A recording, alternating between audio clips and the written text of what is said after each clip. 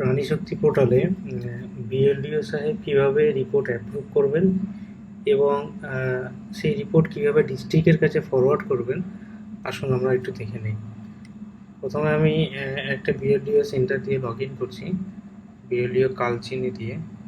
তো এটা log in করার পরে আমরা হেলথ সেন্টার মডিউলে গেলাম এবং সেখান থেকে রিপোর্ট অ্যাপ্রুভাল এখানে যাওয়ার পরে দেখবেন যে দুটো মেনু এখানে চলে এসছে।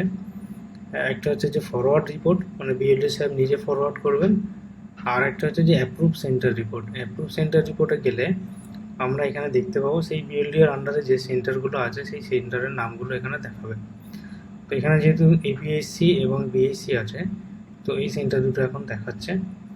তো অ্যাপ্রুভের জন্য এই সেন্টার দুটো ডেটা এখানে দেখাচ্ছে। দেখুন, বিএসসি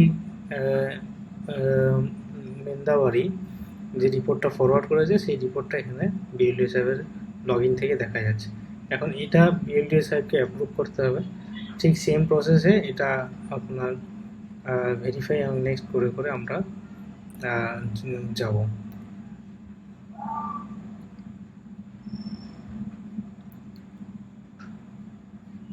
এবার এখানে দেখুন, শেষ পর্যায়ে এসে আমাদের এখানে বিএলডিও সাহেব যদি মনে করে যে এই রিপোর্টটা ঠিক নেই, তাহলে এটাকে রিজেক্ট করতে পারেন।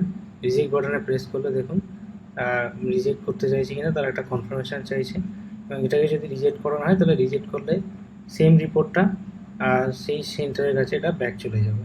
এবং যদি এটা রিজেক্ট না করে, যদি এটা অ্যাপ্রুভ করে, তাহলে রিপোর্টটা অ্যাপ্রুভ হয়ে যাবে। এখানে আমি অ্যাপ্রুভ করলাম। অ্যাপ্রুভ করার পরে সেই সেন্টারটা যদি আবার সিলেক্ট করি, তাহলে দেখুন অলরেডি এটা অ্যাপ্রুভ হয়ে গেছে। অলরেডি আমি এটা অ্যাপ্রুভ করে দিয়েছি।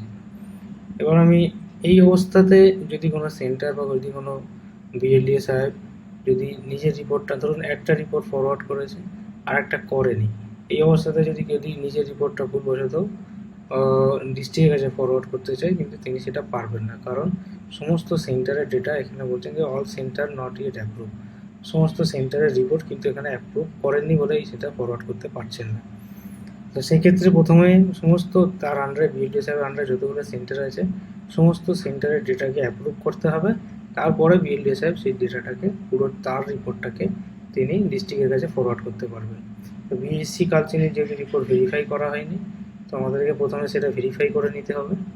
তো আমরা এখানে ভেরিফিকেশান করে নেব। ঠিক সেমভাবে আমরা এটাকে অ্যাপ্রুভ করব। অ্যাপ্রুভ করে দেওয়ার পরে আমরা যদি দেখি যে এটাও অলরেডি অ্যাপ্রুভ হয়ে গেছে। এবার আমি যদি ফরওয়ার্ডেড অপশানে যাই, ফরওয়ার্ড রিপোর্ট, তাহলে আমি রিপোর্টটাকে ফরওয়ার্ড করতে পারবো। দেখুন, আমার সেন্টারে বিএলডিও সাহেবের কাছে যে রিপোর্টটা তৈরি হবে, জেনারেট প্রগ্রেসিভ রিপোর্ট, বিএলডিও কালচিনির রিপোর্টটা তৈরি হয়েছে, এবং এখানে বিএসসি, এবিএসসি এবং এডিএসিটাও এখানে দেখাবে। সেই বিএলডিও সাহেবের আন্ডারে এডিএসির যে রিপোর্টটা, সেই এডিএসি রিপোর্টটা এখানে মার্জ হয়ে যাবে।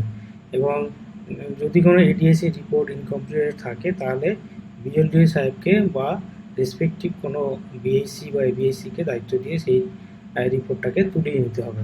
নেওয়ার পরে বিএলডিও সাহেব এটাকে ভেরিফাই করবেন। ঠিক সেমভাবে যেভাবে ভেরিফাই আমরা করে এসেছি, সেমভাবে এটাকে ভেরিফাই করবেন। ভেরিফাই নেক্সট করে করে সমস্ত রিপোর্টটাকে দেখে নেওয়ার পরে এটাকে ভেরিফাই নেক্সট করে আমরা এটা ফাইনাল ফরওয়ার্ড ফর অ্যাপ্রুভাল।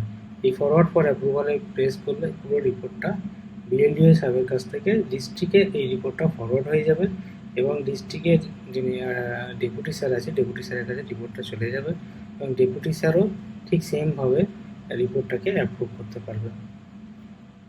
ধন্যবাদ।